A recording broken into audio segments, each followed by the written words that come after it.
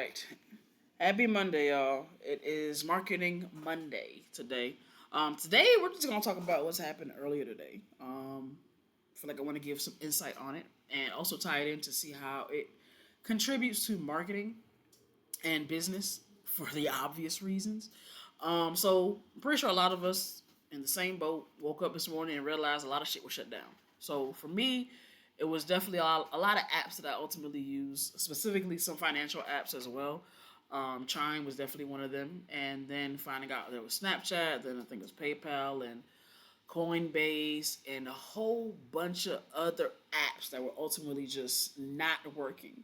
And the crazy thing about it is, for me, understanding where their base was, and this was in this case AWS, which is Amazon's Web Services. And for those that don't know, they are like your servers ultimately. So this is ultimately where, and how do I give it sort of really easy way to explain? Something as simple as say Google, right? If Google has a bunch of servers, and we all have seen Mr. Robot, right? You got your server room, right? Basically, where websites and things can be hosted and it can be their home base, right? So, if say for example you have your virtual or your physical place at home, you will have a server that will hold all those files. That's going to make sure that if anything happens at home, you still got a backup, right?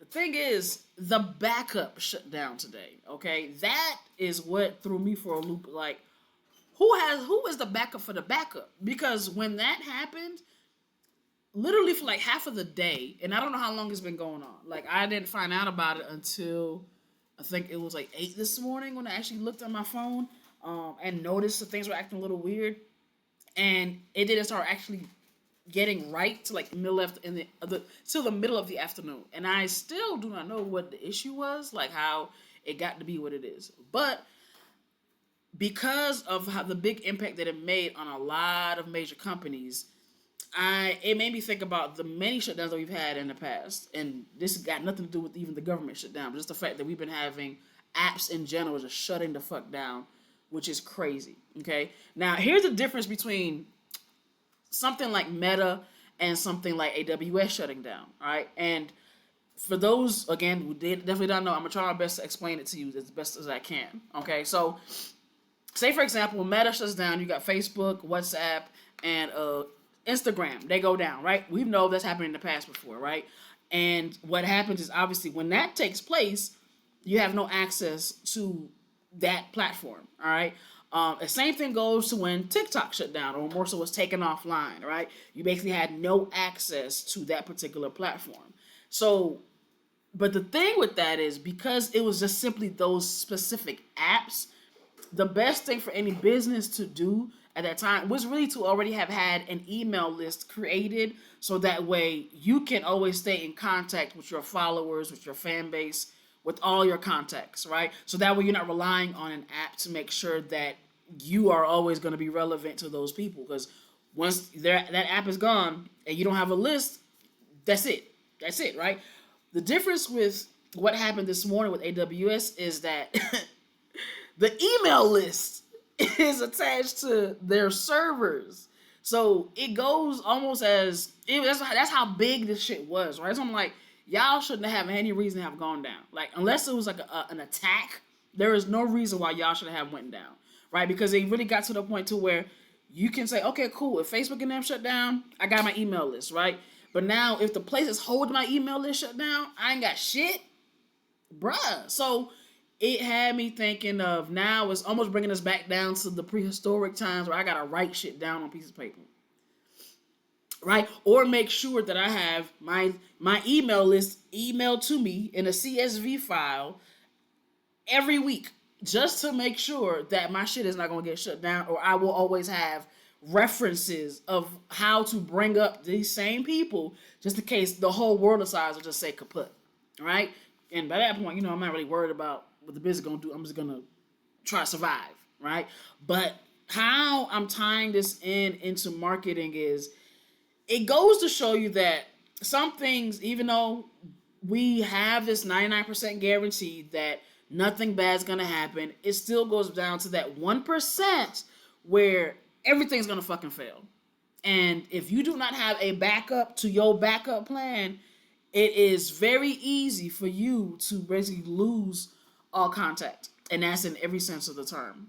Okay? So for me, I don't necessarily have a solution, all right, as far as how to avoid this happening again. Because at the end of the day, if the banks is down, the banks is down. I can't do shit about that, right? But if it comes down to my business, right, I literally could go back to just reach out to people via my phone. Like at the end of the day, we still can call people. I still can text people, right? I can still, and for some places, I might even be able to email them as long as Gmail ain't down, right? As long as Google is still up and running, I can still utilize that, right? So it's almost as if it goes back to not putting so much dependency on technology in the sense of the advancedness that we're in right now, but more so to understand to not let go of the shit that we used to do that was helping us to get to where we are right now, right? Because if you just say, you know what, I don't need all this because AI is doing it all for me, when even, because there will be a time, I promise you, AI is also going to not give you what the fuck you want. We have also experienced that recently where ChatGPT was just down for hours and people are freaking out because now they ain't got nobody to talk to. Okay, so it is one of those things where you understand where technology is going and where it's taking you, but you are also not letting go of the things that helped you get to where you are right now. So meaning, just because I got ChatGPT and robots is on the way, I got self-driving cars, does not mean I need to throw away my car keys. Does not mean that I need to go ahead and just get rid of my Boost Mobile, right? Because you just never know, right? So, and it might be like one of those things like, man, that might never happen or might rarely happen. And I get it, because it might rarely fucking happen. But that'd be the one time that it rarely happens and you don't need it to happen and it fucks up your whole business. All right? It fucks up everything, even in that one moment. Because as you guys know and have watched, and I definitely was looking at it this morning, even the stock markets is going to start just dropping, right? And it was, again, you can't do nothing about it. Like, it's so many things that took place because of that event early this morning, and everything just started going down in shambles, and we were all scrambling for like, what is going on? Why can't I open up my Snapchat? Why I can't do this? Why can't? And I was definitely one of those people, like, I'm waiting on things to come through, and I can't because of this. So now I have to give it time, right, to run its course, just so that way I can finally see it being fixed, right? But it's also to say, and another aspect is that technology is not always 100%, okay? And we have to be okay with that, right? Because at the end of the day, this is still man-made, right? It's still something that can always have its human error issues. It can always have a situation to where things aren't going to work up for us like they're supposed to. Like, keep in mind, me being a graphic designer, web designer, and was doing it for, almost 20 years at this point. And even with me not doing it as much as last several years, I've had many a times where my site and my client sites have gone down at a certain amount of time because of the web hosting company that I'm also using, whose servers happen to go down. But when that happens, is the first move I make, it can't be to just go ahead and find the next web hosting, because what that could mean is that could be time that I could be taking, meaning it could take hours, days, maybe even weeks for me to move all of that footage, all that content, all those files from one web host to another web host, just to possibly get the same thing to happen. So my best bet is to wait it out. All right, tell my clients, you know what, just hold off for me. I'm gonna see what I can do. I'm gonna reach out to the support team. Thank God that this web host company that I've been with for years now, they have actually been really great and quick when it comes to being responsive when I'm asking, submitting a ticket. So I don't really have that many worries. But those every once in a while, I'll be like, you know what, I gotta write it out. All I can do right now is, if I'm in communication with somebody and they're either trying to buy tickets or something to that extent, I'll be like, yo, I got a backup to that. So if you can't access this website right here, I may have a backup link, right, to either a Square link or to possibly an Eventbrite link, for example, right? Or you can just Cash App me, right? I'm always going to have other options. So This is necessarily not a solution to what take place today, but it's making sure that you have backups in place. Because if you only rely on one thing to work and that one thing decides to not work, and you are ultimately just staying there and kind of waiting or already panicking, and it's not making the situation any better, then it is best for you to have a backup. Not necessarily already be quick to go ahead and just move and just do all these things, because you never know what else that might bring, right? So you rather stay where you are, wait it out, but also have something in place that can help you continue running your business. So that way you are not in a place of missing out and losing out on money, right? At the end of the day. So that was a big thing for me. And keep in mind, coming from, and because I've known about IT, but I never studied it officially until this year, right? So being the fact that I studied it this year, even was taking courses through AWS so I can understand better how to utilize just Amazon servers. And then for this to take place, I was like, boy, God know how to tell you something. Like, I just so happened to really understand what's going on and how to explain it even to my partner. Just so that way she could understand, like, you know what, okay, this is what happened, this is what's going on. And she got it. She was like, yep, that sounds about right. That sounds about right. And even her, she was like, you know what, don't even worry about it. Just wait. Just wait, let it do what it's going to do, and it's going to get back right. So I would definitely like to say, don't panic when it comes to these types of things. I slightly panic because I don't like when these happen, but at the end of the day, I know that technology is never going to be 100%, but I am prepared to pivot if need be. So there is also that, right? So that was a big thing for me. So now it's also going into preparing for what is getting ready to come in these next few months, right? So we're already in October. November, December is definitely finna hit. Not too far after that, you got January. New Year's is finna be here, right? Question is, what are you guys gonna do for your business to get ready for the new year? Are you gonna wait till December to start planning for it, or are you gonna go ahead and say, you know what, let me put my ideas and plans and packages together right now, just so that way when the new year comes, I'm already prepared. I already know some things are going to take place. Clients going to reach out to me and just be booking for specifically for January, February, and March, and all of the months to come. That way, you're not scrambling, because keep in mind, especially as somebody like myself in the media, doing photography and videography, towards the end of the year, usually these will be mostly my slow months compared to all the other months, right? But luckily, at the end of the day, I do have other businesses that I'm also working. You know what I'm saying? So it's never a situation where this is just the one thing that I do.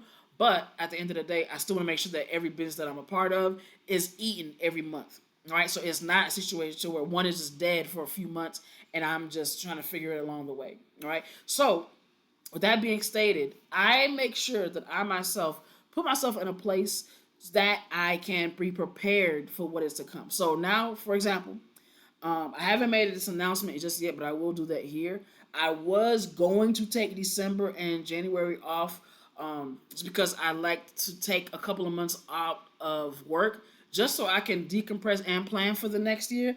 But now I'm just like, you know what? There's a lot of things I gotta prepare for, a lot of things I gotta do. So now I am actually going to be working in December. So I will have a plan for that. I will also have some packages and some deals that are prepared for specifically in December. And then that'll go into, of course, January, right? Because January also making plans to be out of the country for a couple of weeks. So that's also that time. I'm like, I done did everything I needed to do. I can go ahead and take this time before I come back to work, and I can reset. All right, and that's not even a working gig. That's just a resetting gig, right? And to help celebrate a friend. Okay, so that's the goal. But my question to you is, what are you guys doing, right? When it comes to your businesses, and you know that the end of the year is coming, are you checking in or tapping in into these holidays, right? Are you into the holidays? And if you're not into the holidays, are you into other things? Because even though we may have, you got your Thanksgiving, you got your Christmas, and even with New Year's, you might not necessarily be a part of that. You might not want to do anything when it comes to those holidays. Keep in mind, I am not big on really doing a lot of holiday shoots specifically for me, but other people may. So because I'm not into it as much, I will do other things. Like right now, for November, I have this boudoir content shoot. People are already asking about it, all right? So that means that I am already planning for that to be in November, right? It's going to be my last $75 shoot for the year, actually forever, because once the new year kicks up, the price is going to go up. Keep in mind, I've been doing this every year. Last year, it was the $50 shoots. This year, $75 shoots.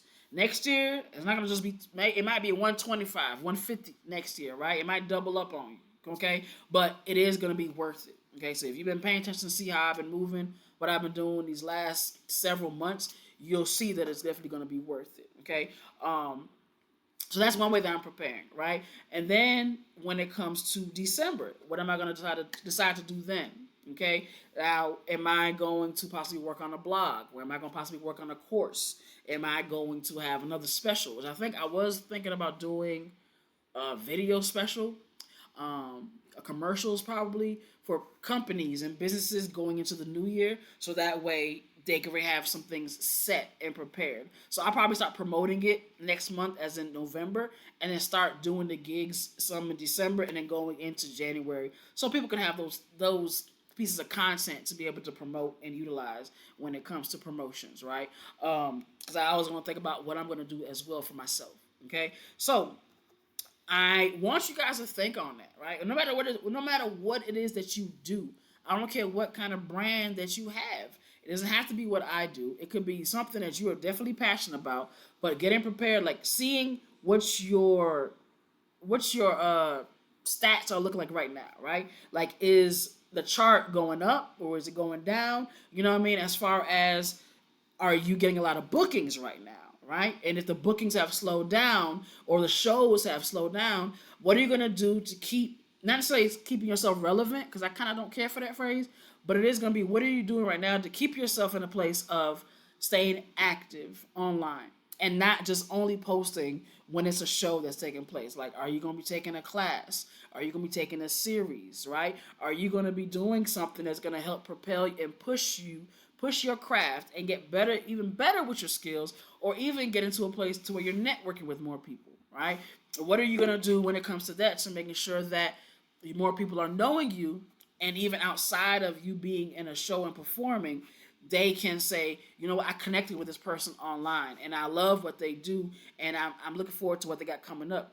Keep in mind, when you take a break from showing up in the way that you normally do, it makes people start to wonder and start to look for you, okay? So just because you may be doing a performance every month, you might, every once in a while, it's okay to just take a break just so you can build up the anticipation, all right? Because some people might be like, oh, well, she performs every month, right? So I ain't going to worry. I'm going to catch the next one, right? And you might want them to be like, to really anticipate you showing up. So this is where you're going to have to be meticulous about how you do so, all right? You can say one night only I'll be doing this particular thing, right? You can have a one specific show where you have a particular outfit or something like that, right? So it's just a variety of things that you can possibly really put into effect and put into a thought process, okay? Nuba says, I have no idea, honestly. I'm just out here. Okay. That's fine, okay? I'm not going to say you should have, actually, fuck that. You should have more, Nuba. You really should have more. Like, I'm not even going to flex, because I'm going to say for you, all right, and that goes for anybody else that is a performer, when it comes to y'all, go through what you've been doing this whole year. Prepare for what is getting ready to happen next year. Are you wanting to do more shows? Are you wanting to get booked and paid for you showing up at shows? Are you wanting to possibly teach something, either it's virtually or in person? Are you wanting to connect with certain influencers? Are you wanting to connect with other people that you look up to in that way, right? It's a lot of things you can really kind of ask yourself now to see where you're going to go with it later. Are you going to invest in a product of yourself, or are you just going to invest in the learning aspect? Are you just going to keep going to classes, right? And even some of these are things you can actually talk about too, because you can, and any of those things I just mentioned, you can literally have a compilation of all the things you did this past year. And as you guys know, December, right before January, or even on the 1st, people are posting all their recap videos of the whole entire year, right? You can do that beforehand, okay? And then you just let people know, hey, to book me. I got stuff coming up for this next year. And just, even if you don't know what it is, but you know you got some stuff coming up this year, the next year, and you know it's going to be major. You know that you're going to keep going for what you want to do, right? And that's going to be your motive as to why you're making this compilation so people can see that you do this shit. Okay? Nuba says, teach. Not really, but I am leading my way to get more bookings aspect, I think, and take more classes or workshops. Okay, so that's good. So teaching not really, but you are wanting to get the more bookings and take more classes, and I think that's good. Just because of the fact that I've been seeing your growth over time, and that's another idea I just came up with because I just said that. You can show your growth. You can show your growth. Show your growth from the first time you started performing, going up until your last performance, right? Or even, I'll say, the performance where you were just kind of getting used to everything, and then leading it up to your best performance, because they don't have to be chronological order, all right? And you can just have people see how much you have grown over time, because if they can see that, then you can get more bookings, right? Then somebody's going to share it with their friends and say, hey, look, they did this thing. I feel like you can do it as well, right? And it's gonna start sparking conversation. So I feel like if you show the difference, then that'll be cool. I cringe at my first... Girl, we all do. She said, I cringe at my first performance. I, till this day, have my first performance. I cringed too. I ain't gonna lie to you. I cringed. I remember when I did it though, I was confident. I was excited. I was out there. Like, people was like celebrating and shit. Like, it was a good time. But I remember after that performance, I cleaned up like crazy. Like, so that way my next performance was one you couldn't even tell the difference. And that's how much I was like, yeah, I can't do that like that no more. And I couldn't keep my eye. I just got into pole. So it wasn't like something that I was really, really great at. I had just got into it. And I was excited to be dancing, because I love dancing anyway. So I kind of, something I've been doing since I was a kid. But I was just happy to be on the floor. But that's the beauty of it, Nuba. Doing it because it is the first performance that you cringed at. People are going to relate to it, okay? I never want anyone, and this is why I post what I post sometimes.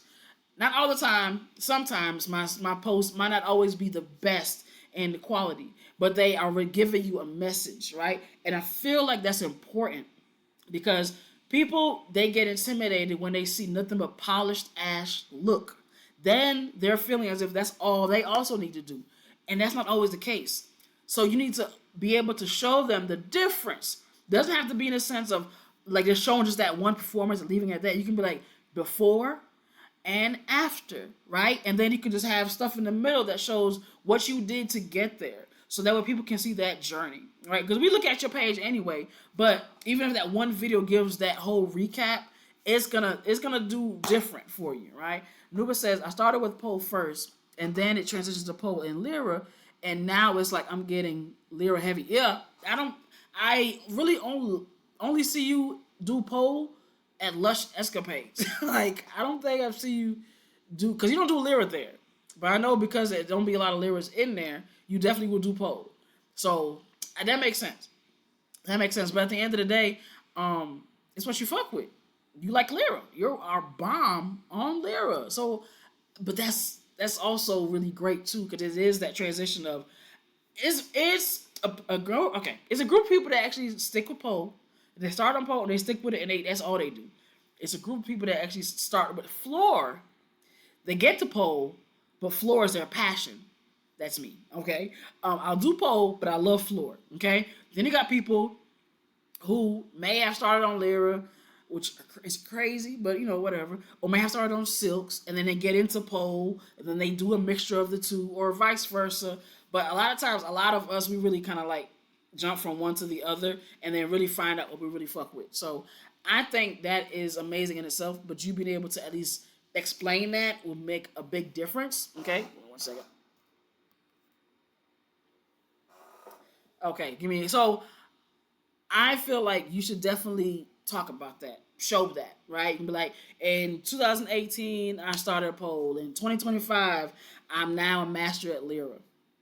Something like that. Something very, very simple, right? But again, that's just me talking as far as what you're going to do to prepare you to get ready for this next year. So with that being stated, I am actually getting ready to close out. Because tonight was a pretty easy conversation. I was mostly going over the shutdown and how to get ready for it, and what we all expected and experienced. overall. But now, of course, it's getting ready to talk about what to do for the next year. So I say, go ahead and post what you've been doing. Let these people know that you have a journey that's been going on. Let them be excited to celebrate you because they have seen you and then they love you and they want to share you. And we know that you're doing amazing ass things. Like I have seen you specifically, Nuba, especially when it comes to you now getting grown and blowing up on TikTok alone, right? So take pride in that shit, right? Take pride in that shit, and I probably do not fear in being big about yourself, okay? Because somebody else is doing it for you. Might as well go ahead and do it for yourself too. All right. So that's all I got for y'all right now. But post y'all shit, man. Pop your shit. Be excited about your shit, and let people know what the fuck that you do. 2026 is gonna be major. I want you guys to be prepared for it. Don't wait for it. It's not gonna wait on you, and let it make it happen.